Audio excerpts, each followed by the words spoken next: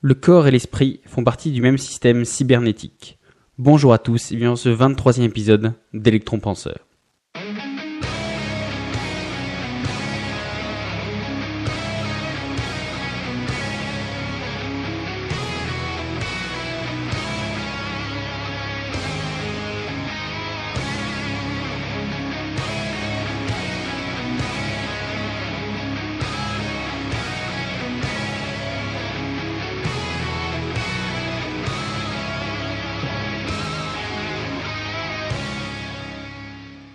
Donc bonjour à tous, donc si vous nous rejoignez aujourd'hui, que c'est votre premier épisode, sachez en fait que l'épisode d'aujourd'hui, donc il fait partie d'une petite mini-série, d'ailleurs c'est le dernier, et en fait cette petite mini-série, elle vise à détailler le concept qui est la PNL, donc la programmation neuro-linguistique, et notamment en fait en abordant dans chaque petit épisode un principe différent qui compose la PNL.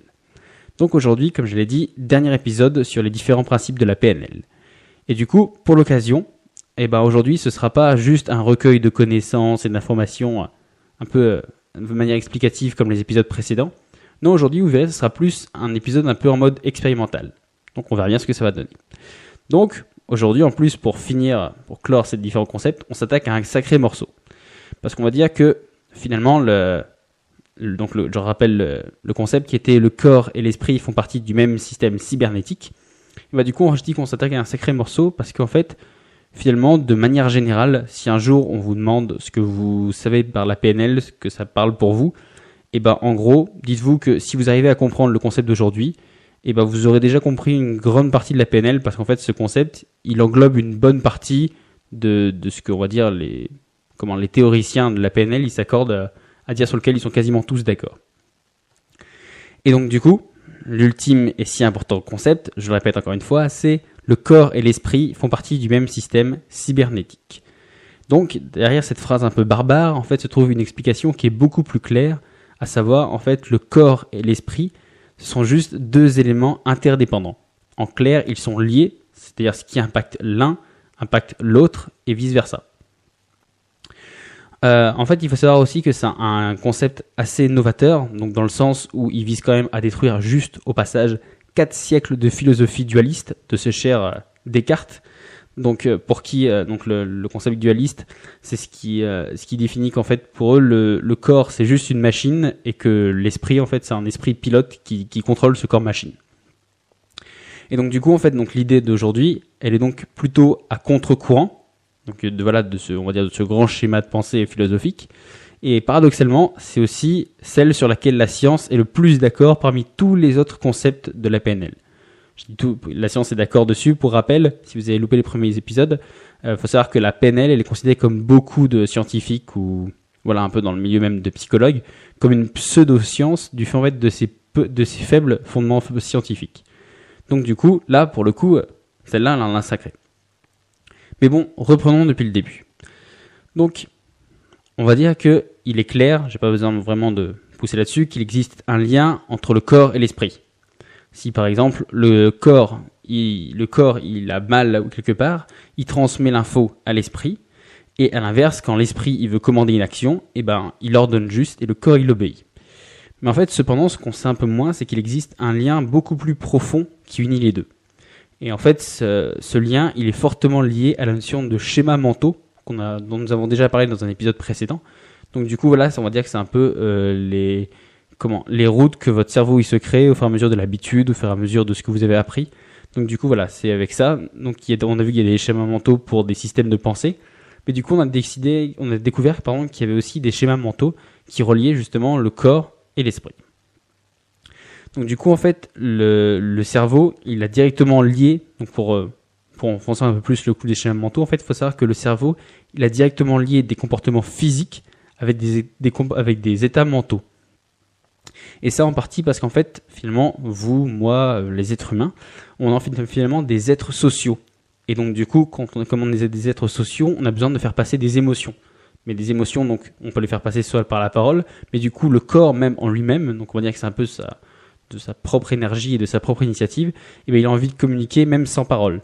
D'ailleurs, je pense que la meilleure illustration, c'est ce qu'on appelle le langage non-verbal. Donc on avait déjà abordé par-ci par-là dans les épisodes précédents, mais ne vous inquiétez pas, il aura le droit à son propre épisode.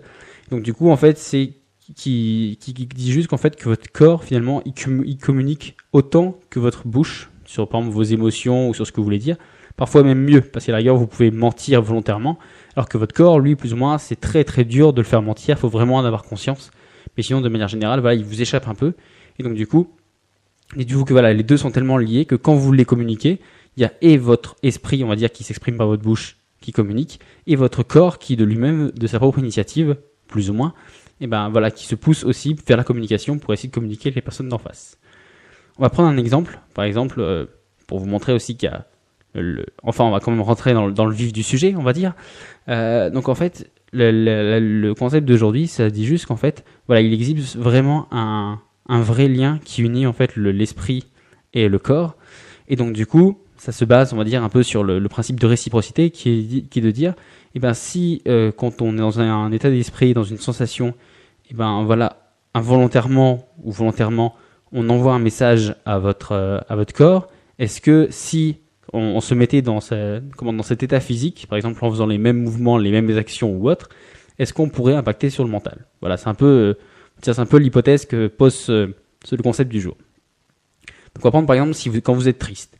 Donc si vous êtes triste, par exemple, vous allez souvent avoir le regard et la tête qui sont plongeantes, les épaules qui tombent en avant, vous n'avez pas vraiment de tonus musculaire, et on va dire que si vous marchez, vous allez avoir des pas qui sont sans grande amplitude. Ce qui veut dire en fait, c'est que finalement, là je viens de décrire en fait différents comportements que vous faites à chaque fois que vous êtes triste. C'est-à-dire que vous ne les faites pas consciemment, mais à chaque fois que vous êtes triste, involontairement, si vous filmez ou même si voilà vous repensez quand vous êtes triste ou vous marchez, il y a quasiment, vous allez vous rendre compte dans tous les cas, vous faites voilà ces différentes choses, vous regardez vers le bas, vous avez les épaules qui tombent, vous n'avez pas vraiment de tonus, vous avez votre corps il tombe, on a l'impression qu'il tombe un peu sur lui-même, vous faites des tout petits pas. Voilà, ça en gros c'est ce que vous faites à chaque fois que vous êtes triste. Mais comme on l'a dit en fait, ce schéma il est réversible. Donc pour dire qu'il est réversible, du coup je vais vous proposer une petite expérience. Essayez. C'est-à-dire sans penser à des choses tristes, sans penser à des choses qui vous dépriment ou autre, essayez juste en fait de vous souvenir de votre expérience ou même demander à quelqu'un qui vous connaît suffisamment bien, je sais pas, votre copine, votre sœur ou autre, que sais-je, voilà, ce que vous faites quand vous êtes triste, quand ça va pas trop ou autre. Donc les différents comportements. Donc attention, là le but c'est pas d'essayer de mimer des comportements ou autre, c'est d'essayer vraiment en fait de reproduire juste les gestes. Il faut pas que vous essayiez de vous mettre dans l'état d'esprit, parce que là finalement c'est juste une question d'esprit. Là c'est vraiment de dire, voilà, qu'est-ce qui se passe si, voilà, vraiment, essayez de, par exemple, laisser vos bras tomber, relâchez tous vos muscles, laissez retomber, vous voyez le haut de vos sourcils là qui tient un peu vos yeux éveillés, laissez-le retomber comme ça vous allez avoir les yeux mi-fermés. Essayez, vous allez voir, essayez d'expirer plus fort que vous inspirez, de faire des voilà, de vraiment d'expirer plus fort que ce que vous inspirez, de laisser retomber vos épaules vers l'avant et de laisser votre regard entraîner votre tête vers le bas, tout en donnant, on va dire, à vos lèvres une mine un peu triste, vous savez, comme un peu les petits bonhommes qui font un peu la tête. Donc du coup, voilà, si vous faites un peu tout ça, donc là c'est un exemple, mais voilà, chacun après a ses propres choses, peut-être que quand vous êtes triste, peut-être, je sais pas, vous avez un tic au niveau des mains ou autre, quelque chose. Vous dire voilà, tous les comportements que vous pouvez voir, observez aussi bien de vous que quelqu'un qui pourrait vous les traduire. Du coup, voilà, essayez de refaire tout ce que vous faites quand vous êtes triste. Et là, vous allez voir, en quelques instants, quelques secondes, voire quelques minutes à peine, vous allez sentir en fait votre état mental qui va chuter. Voilà, maintenant, vous êtes triste. Donc là, vous allez me dire, génial, super l'ambiance de cet épisode. Mais calmez-vous, c'est pas le genre de la maison de vous déprimer.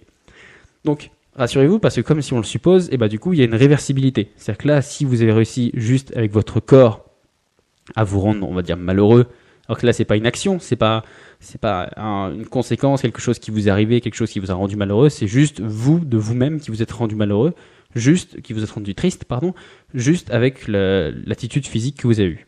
Donc du coup, comme on suppose qu'il y a réversibilité, décidément, du coup en fait il y a maintenant deux moyens de revenir à l'état motivé ou du moins avec la pêche que vous aviez, je suppose, en ouvrant ce podcast.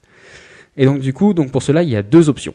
Donc à la rigueur, je vous invite même à essayer les deux séparément, parce que vous essayez les deux en même temps, ça va être beaucoup plus rapide, mais vous verrez pas vraiment la transition entre chaque.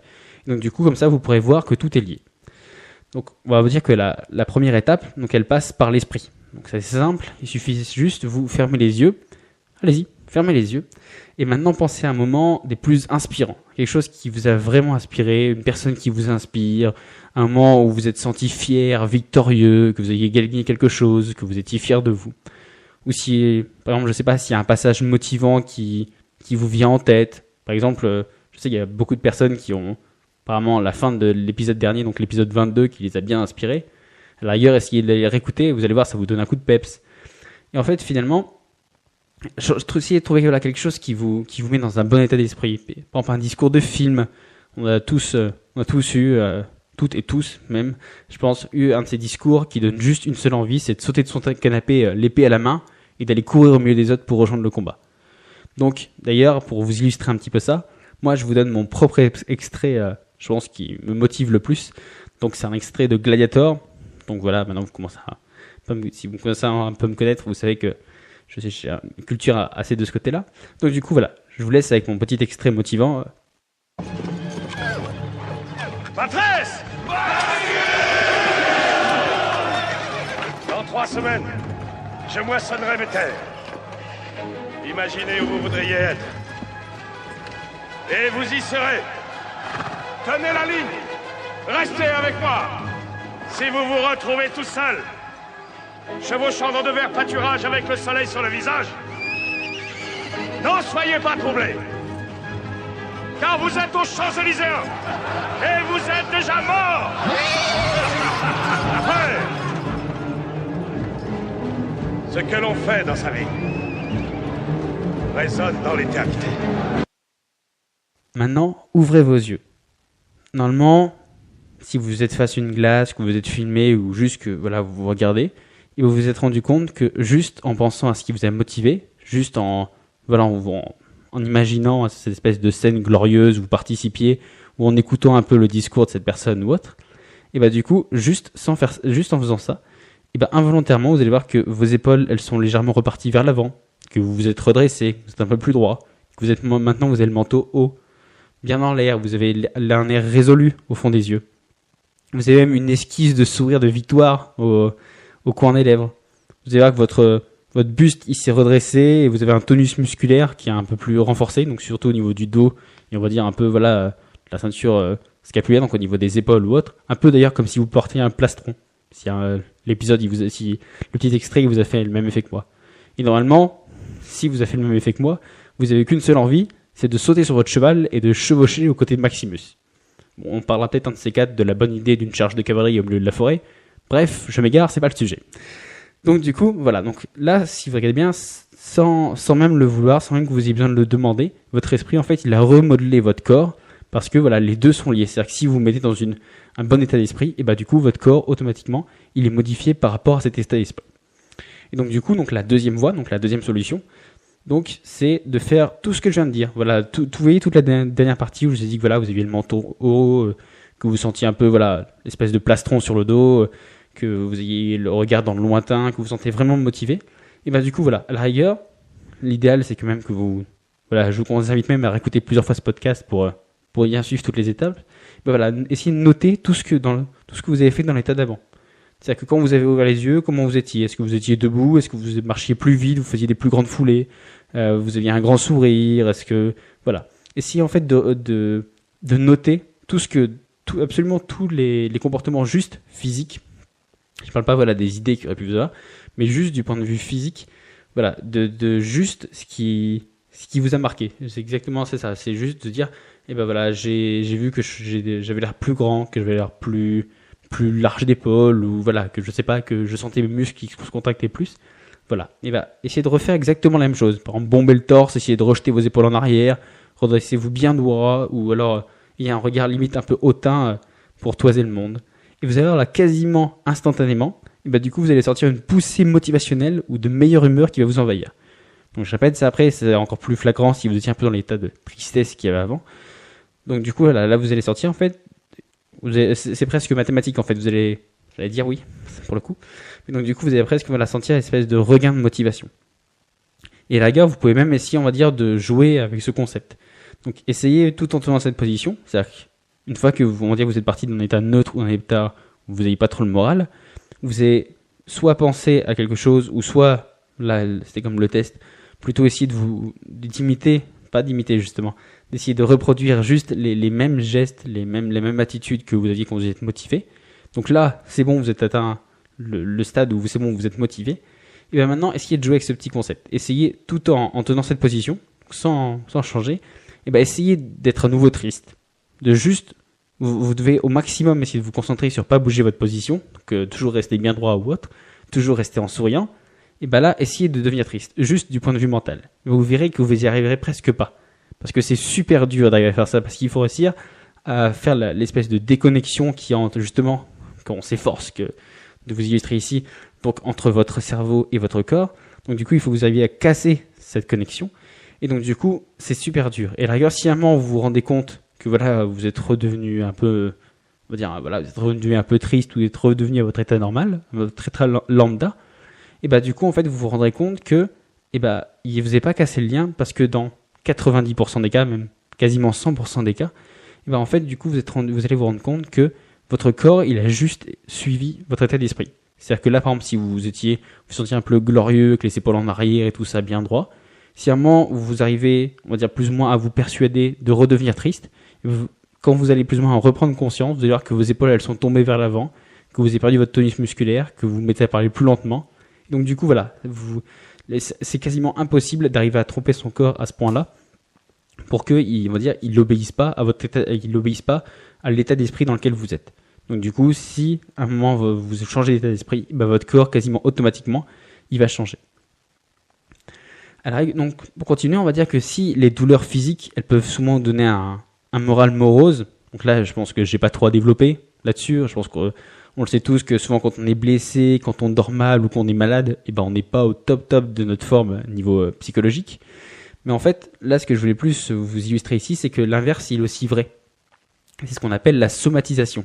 La somatisation en fait, c'est quand votre cerveau, il va tellement mal qu'il va produire différentes douleurs physiques, mais vraiment des douleurs physiques, c'est-à-dire que on va dire c'est un peu comme si ça partait de votre cerveau, ça envoyait une douleur jusqu'à je sais pas, par exemple avec votre jambe ou souvent ce qu'on peut avoir sur des crampes d'estomac ou des nausées ou autre, et qu'après à ce niveau-là il y a d'autres petits capteurs, donc les capteurs qui eux normalement sont censés ressentir les crampes d'estomac, les nausées ou autre, qui eux vont s'activer et vont envoyer au cerveau de l'information que il y a vraiment, c'est pas juste, on va dire, le corps qui se dupe lui-même, mais c'est un peu le concept. Mais là, il faut vraiment vous dire qu'en fait, c'est les capteurs qui envoient l'information comme quoi il y a une douleur, eux, ils n'ont pas été trompés. Eux, c'est vraiment le corps qui, plus ou moins, s'est fait mal à lui-même, et donc du coup, eux, ils font juste que retransmettre l'information. Et le pire, c'est que tout ceci, en fait, c'est une explication scientifique, et déjà même chimique. Donc, par exemple, on va prendre l'exemple du stress. Donc, le stress, en fait, c'est d'un point de vue, on va dire, physiologique, en fait, c'est juste un état, en fait, qui vise à induire une trop grande production de cortisol par le cerveau. Donc, le cortisol, qu'est-ce que c'est ? Le cortisol, en fait, c'est une hormone qui vise notamment à préparer votre corps, donc quand il est face à une situation de combat ou de fuite. Donc, du coup, voilà, c'est quand vous êtes face à un danger ou, voilà, normalement, on va dire, dans le monde de l'évolution, parce que voilà, votre corps finalement il est prévu lui pour, on va dire, le monde sauvage, quoi, il est pas prévu pour le monde actuel. Et bah du coup, normalement, quand vous avez une poussée de stress, c'est parce que votre vie ou votre famille ou voilà, quasiment vous, en fait, voilà, quasiment que vous êtes vraiment menacé. Et donc du coup, il y a que deux solutions, donc c'est la fuite ou le combat. Et donc du coup, votre corps là, il se met en mode état d'urgence, en mode c'est la guerre. Et donc du coup, voilà, donc ça a différentes donc la libération de cortisol, ça a différentes conséquences, donc à savoir l'augmentation du tonus musculaire, par exemple pour se battre ou pour courir plus vite, une restriction du système digestif, parce que finalement, quand notre vie est en danger, finalement, digérer ce qu'on a mangé, c'est peut-être pas la meilleure des solutions, peut-être pas le truc le plus primordial, et d'autres choses comme par exemple l'augmentation du rythme cardiaque ou autre. Alors en fait, le problème qu'il y a, surtout on va dire dans nos sociétés actuelles, c'est que du coup, après ce stress, en fait, il n'y a ni combat, ni fuite. Parce que voilà, aujourd'hui, le stress, ça peut être parce que vous avez beaucoup de choses à faire, parce que votre patron, il vous crie dessus ou autre. Donc du coup, en fait, le problème, c'est que cette libération de cortisol, donc on va dire d'état d'urgence, elle dure dans le temps. Parce que voilà, c'est normalement censé être un passage continu, mais voilà, si vous avez une espèce de stress chronique ou autre, bah du coup, ça va durer dans le temps. Et cet état d'urgence, il va commencer en fait à faire dysfonctionner l'organisme. Mais en fait, Voilà, donc c'est pour vous dire que il va commencer à faire dysfonctionner l'organisme, et en faisant dysfonctionner l'organisme, et ben du coup c'est là qu'il va produire par exemple des crampes d'estomac. Par exemple, voilà, il peut commencer à faire des crampes d'estomac, des nausées, ou commencer à avoir des douleurs au niveau des différents membres ou autres, ou même à la tête. Donc voilà, ça peut être parce que votre corps, là, c'est un peu comme s'il était trop en état d'urgence tout le temps. Donc du coup, il y a un moment, il finit par péter les plombs parce que c'est un état d'urgence, c'est pas fait pour durer. Donc là, c'est exactement la même chose. C'est juste qu'en fait, c'est votre cerveau qui a déclenché lui-même un état d'urgence. Et donc du coup, on va dire qu'il en est victime parce qu'il se fait mal finalement à lui-même. Donc du coup, ça, c'est ce qu'on appelle la somatisation. Mais la rigueur, donc là, je m'étale pas trop sur le sujet parce que on pourra peut-être en parler dans un futur épisode si ça vous intéresse. Donc n'hésitez pas à m'en faire part. Donc finalement, pour résumer après ce petit épisode, donc du coup pour résumer finalement, pour tout commencer, en fait finalement le corps et l'esprit, la notion qu'il faut comprendre ici en fait, c'est que ce sont pas deux entités distinctes. C'est pas l'une qui commande et l'autre qui obéit. En fait, ce sont deux parties d'un même tout qui interagissent tout le temps entre elles. Donc chacune s'impactant mutuellement. C'est-à-dire que voilà, ce qui touche le mental, et bah boum, ça va directement avoir un impact sur le physique. Comme on l'a dit par exemple, voilà, quand vous êtes triste ou joyeux ou autre, boum, ça se voit sur votre physique. Et en contrepartie, quand vous avez quelque chose sur votre corps, voilà, donc ça peut être une douleur ou même, voilà, on va dire une sensation que vous essayez de passer par votre corps, bah boum, automatiquement, ça va impacter votre cerveau. C'est vrai que quelque chose que j'ai pas pensé à dire, je pense qu'il vous illustrera pas mal, c'est par exemple, je sais pas, quand vous avez quand vous avez un massage, quand vous recevez le massage de quelqu'un ou autre, bah finalement en fait c'est juste, on va dire, un stimuli physique. Voilà, on touche pas à votre cerveau ou autre, mais bon, sauf si c'est un truc de tortionnaire ou autre qui font un truc avec des galets en feu ou autre, mais normalement voilà, ça vous détend ou autre. Donc c'est pour juste dire que, et ben on va dire ce simple contact physique, c'est ce simple ressenti du corps, et ben du coup il va engendrer, on va dire, un esprit un peu plus zen, décontracté ou autre, alors que finalement on n'impacte que sur le corps, on n'impacte pas sur l'esprit. Donc c'est pour bien vous montrer qu'il y a un lien mutuel entre les deux. Pour finir, avant le petit call to action de la fin, à part si vous vivez dans une grotte, mais normalement là vous devriez savoir que la mode du moment c'est l'ultime saison de Game of Thrones. Donc là, au moment où j'enregistre, nous sommes précisément à la moitié, donc à savoir le 4e épisode, il sort juste demain. Même si en la rigueur, on va dire que je suis littéralement scandalisé de la fin du dernier épisode, genre sérieux, comment on peut mettre fin à une intrigue pareille de cette manière. Vous avez vu, j'ai pas spoilé, mais bon, qu'est-ce que vous foutez les gars, faut être à jour aussi, ça va bientôt faire 6 jours. Bref, du coup pour l'occasion en fait, je vous ai préparé toute une série de petits articles donc qui traitent de la psychologie des différents personnages, donc le tout sur un ton amusant et décontracté. Et parce que c'est un événement majeur, donc voilà, on va dire que c'est l'ultime saison quand même, c'est un truc on va dire qui a marqué un peu les gens de ma génération. Donc en fait, je vous ai pas prévu un épisode par-ci, par-là, mais un épisode par jour, c'est-à-dire un petit mini-article sur un personnage par jour. Et pour les voir, bah finalement c'est très simple, il suffit juste de vous rendre sur la page Facebook d'Electron Penseur, et là du coup vous allez voir au fur et à mesure où les articles vont être écrits et publiés, ils vont apparaître à ce niveau-là, il n'y a pas de souci. Voilà, donc comme à chaque fois, à la fin de chaque petit épisode, le petit call to action, le petit passage à l'action, la petite action concrète à appliquer tout de suite. La quoi ? Le passage à l'action ? L'action concrète ? Mais du coup, vous avez fait quoi pendant tout l'épisode ? Parce que tout l'épisode, en fait, c'est un call to action. Parce que si vous avez bien remarqué, en fait, c'était que des petites expériences, que des petits éléments à essayer de tester. Et si vous ne l'avez pas fait, bah du coup, je vous invite à réécouter l'épisode pour essayer de réaliser les différents exercices. À la rigueur, je vous conseille même de faire pause pour vous plonger totalement dans l'expérimentation. Voilà, pour bien essayer d'expérimenter du coup les différentes étapes ou les différents processus ou autres. Et si vous l'avez fait, eh ben, c'est génial, félicitations. Et du coup, en fait, je vous invite à essayer d'expérimenter cette réversibilité, décidément, corps-esprit, avec en fait d'autres émotions ou d'autres sensations. Par exemple, la joie, la colère, la sérénité, la motivation. Voilà, essayez avec diverses émotions et du coup, vous voyez un peu ce que ça produit comme réaction sur votre corps. Donc du coup, après, ça vous aidera finalement à mieux vous connaître. Si par exemple, vous vous rendez compte que quand vous êtes en colère, je sais pas, vous vous mettez à serrer des poings ou autre, ben vous saurez que la prochaine fois que vous êtes en colère, et ben il vous suffira peut-être juste par exemple d'ouvrir les poings et comme on va dire ça cassera un peu le schéma mental que votre cerveau il a lié avec votre corps, bah du coup ça vous permettra peut-être, sûrement même d'arriver à mieux vous calmer. Notez en fait, par exemple une fois que vous avez vous essayez de faire ces tests, notez finalement les différentes conséquences que ces émotions elles ont sur votre corps.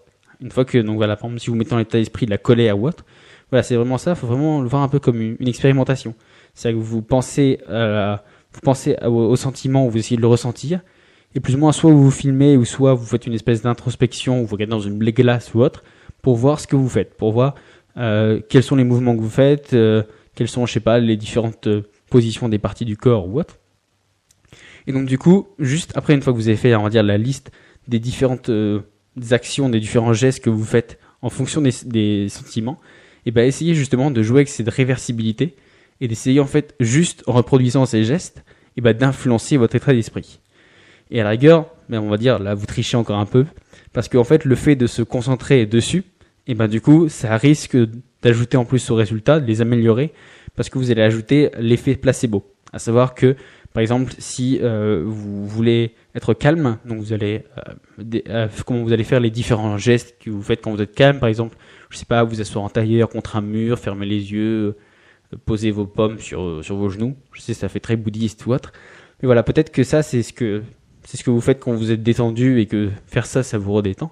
Et ben du coup, en fait, si vraiment vous essayez de jouer sur cette réversibilité, et ben du coup en plus vous allez rajouter, comme je le dis, l'effet placebo, dans le sens où quand vous allez mettre tous vos gestes en plus pour essayer de vous plonger par l'état d'esprit, bah du coup comme je l'ai dit, vous allez essayer de vous plonger dedans et donc consciemment vous allez essayer de vous focaliser dessus et en vous focalisant dessus vous allez augmenter encore plus vos chances de vraiment produire cette émotion. Donc du coup voilà. Et même donc on va dire le but, l'objectif peut-être après un certain temps d'entraînement, c'est que vous pourriez tenter de faire ressurgir ces états d'esprit sur commande. Comme j'ai dit, ça peut être vachement utile de savoir un peu déjouer sa colère ou de déjouer sa tristesse ou autre. Donc ça peut être assez utile par exemple quand on sort d'une rupture ou qu'on a une journée difficile. Et par exemple, c'est toujours bien utile d'arriver à se donner un pic de motivation, comme par exemple si on a un mémoire à finir en une nuit ou autre. Voilà, donc bref, moi je vous dis bonne expérimentation, essayez de tester tout ça et si vous avez des retours ou autre, n'hésitez pas à m'en faire part, soit dans les commentaires de l'épisode ou soit sur la page Facebook, je serais ravi de vous accueillir. Et moi, du coup, je vous dis bonne expérimentation et puis à mercredi pour un nouvel épisode. Ciao!